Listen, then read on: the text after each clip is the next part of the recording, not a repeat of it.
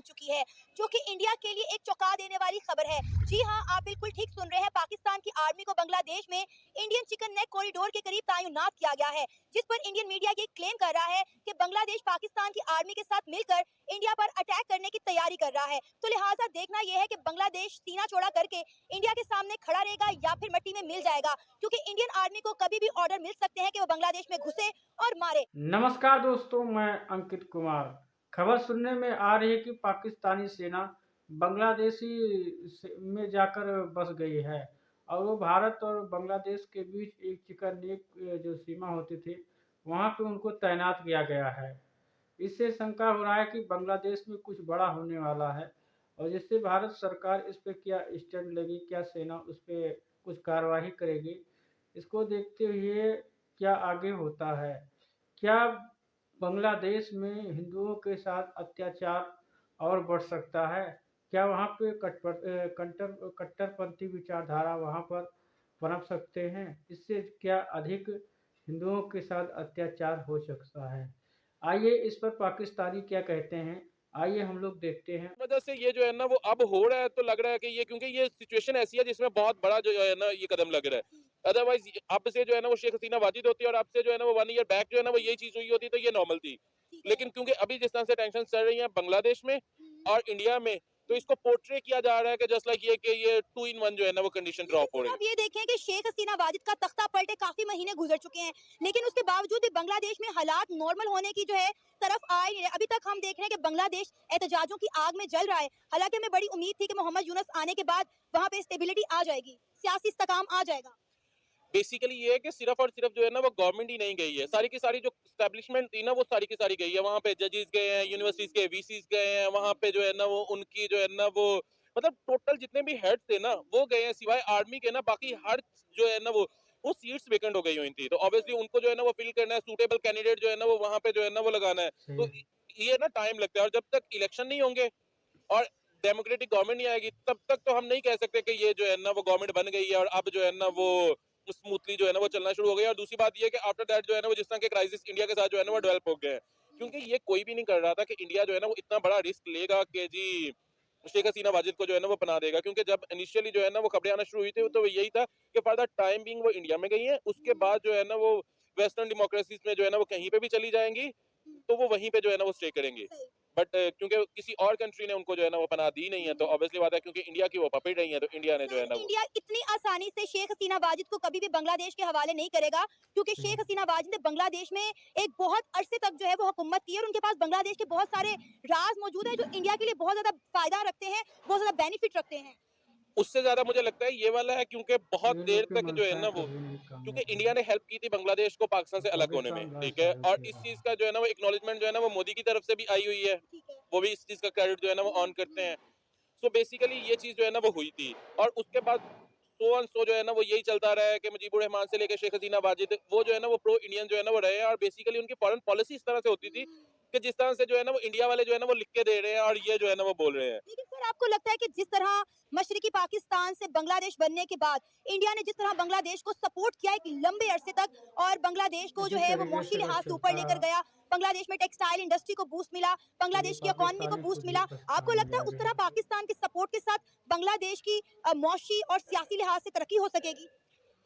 कोई भी कंट्री ना दूसरे कंट्री में जो है ना वो तरक्की नहीं करवा सकता। अगर करवा सकता होता तो चाइना पाकिस्तान में ना करवा देता। ये जिस बेसिकली तरीके कौमें से होती हैं जो खुद पछताएंगे जो है इससे ना वो कोई जिनमें बात इतनी नहीं। कर्ज होती है कि वो खुद मेहनत करती हैं, स्किल्ड लेवल लेबर प्रोड्यूस करती हैं। आप ये देख लो कि टेक्सटाइल में जो है ना वो बांग्लादेश का पूरी दुनिया में नाम है, उन्होंने क्रिएट किया है, ठीक लेकिन है। सर अब आप देखें टेक्सटाइल इंडस्ट्री बांग्लादेश की तबाह हो गई है जब से उन्होंने इंडिया के साथ पंगा लिया और इंडिया ने ये क्लेम किया है कि हम आने वाले कुछ दिनों में जो है वो तमाम टेक्सटाइल इंडस्ट्री जो है वो बांग्लादेश से उठाकर वो इंडिया इससे शिफ्ट कर देंगे।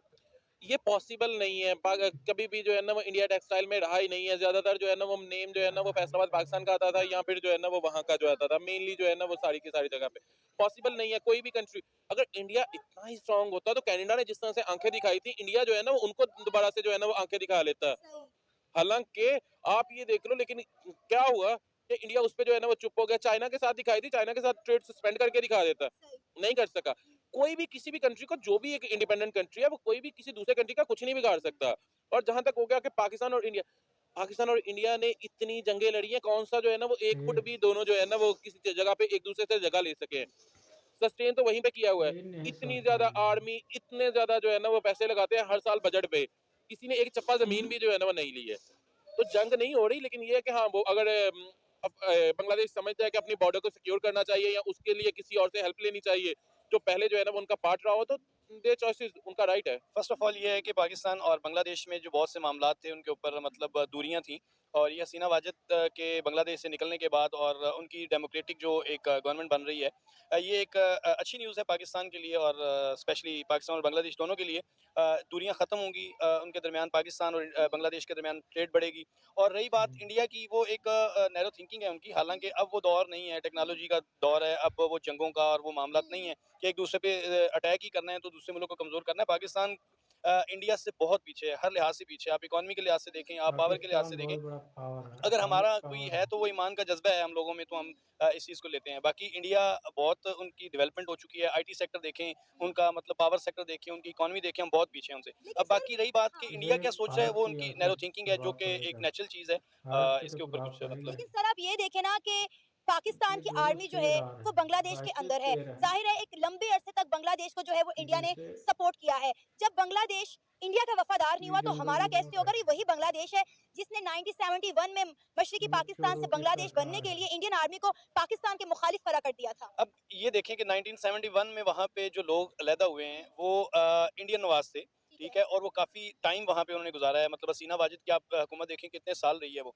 तो हसीना वाजिद के दौर में मोदी उधर से 10-15 साल से मोदी है, तो उनके आपस में रिलेशंस बहुत अच्छे थे, ठीक है, जिससे पाकिस्तान को नुकसान था, ठीक है। और अब हसीना वाजिद को मुल्क बदर कर दिया गया, गवर्नमेंट चेंज हो गई, तो अब ऑटोमेटिकली जो मेरी थिंकिंग है कि वो इंडिया के साथ उनके रिलेशंस जो हैं वो कंपैरेटिवली पाकिस्तान के साथ उनके रिलेशंस अच्छे होंगे तो इंडिया की निस्बत। सर आप देखें ना पाकिस्तान के जो प्राइम मिनिस्टर हैं वो जाके बांग्लादेश में मोहम्मद यूनुस के साथ जो है वो डिफरेंट मुद्दों पर तबादला ख्याल कर रहे हैं, मुख्तलिफ डील्स भी कर रहे हैं, लेकिन आपको लगता है कि हमें बांग्लादेश से कोई फायदा होगा या बांग्लादेश को हमसे कोई फायदा होगा?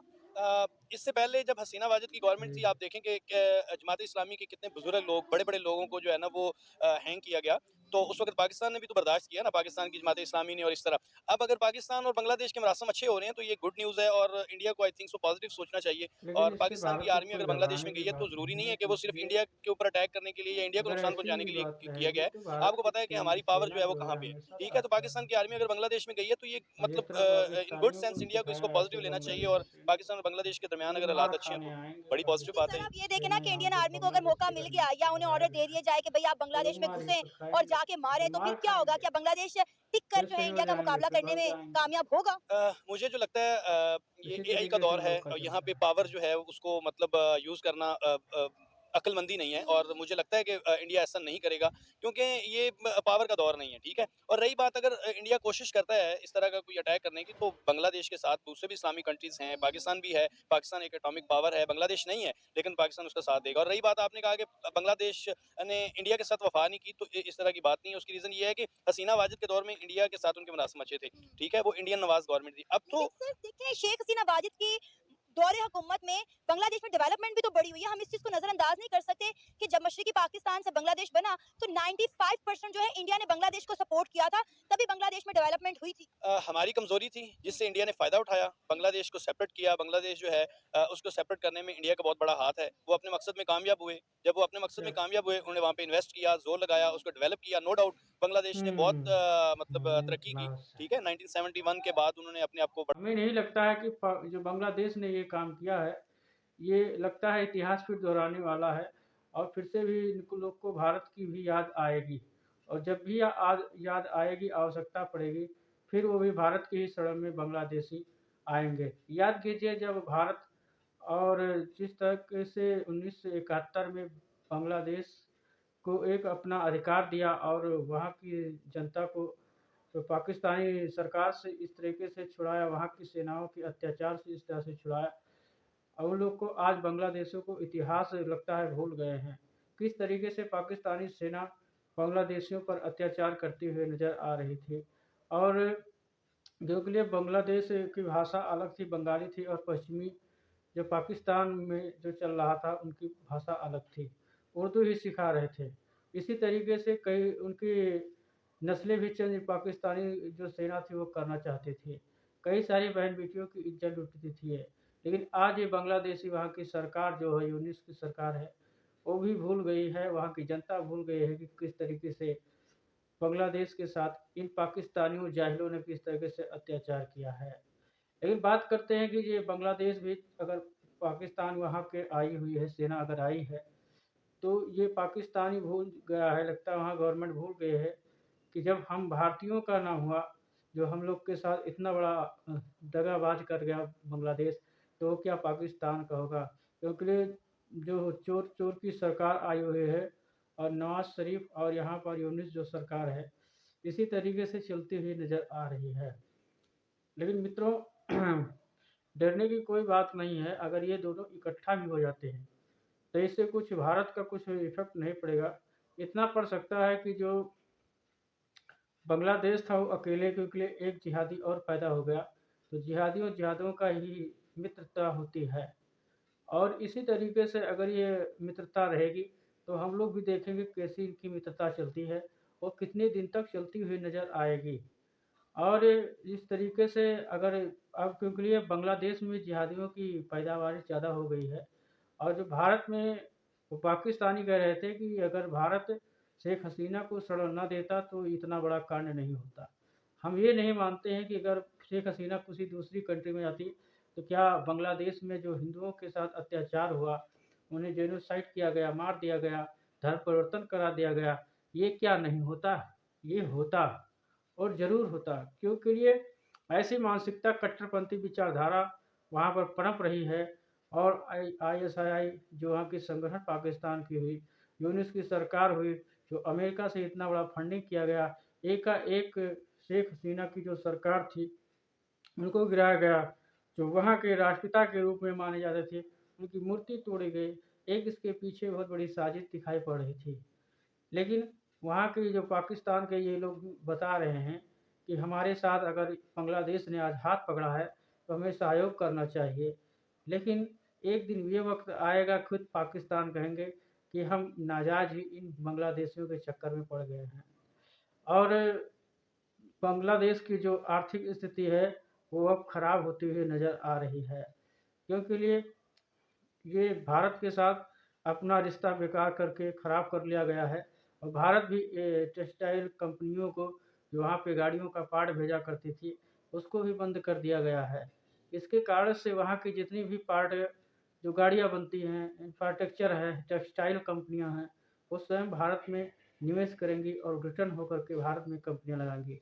जिसके कारण से पाकिस्तान का और जो यहाँ बांग्लादेश है, ये बहुत बड़ी कगार पर जाएगा। लेकिन बात करते हैं, क्या युद्ध होने वाली है? क्या ऐसी स्थिति में जब बांग्लादेश सरकार ने पाकिस्तानियों सेनाओं को आमंत्रित किया और वहाँ चिकन नेक पर बॉर्डर पे लगा दिया, इनकी क्या मंशाएँ हो सकती हैं? और ऐसे वीडियो देखने के लिए आप लोग लाइक, कमेंट, शेयर कीजिएगा। जय हिंद, जय भारत।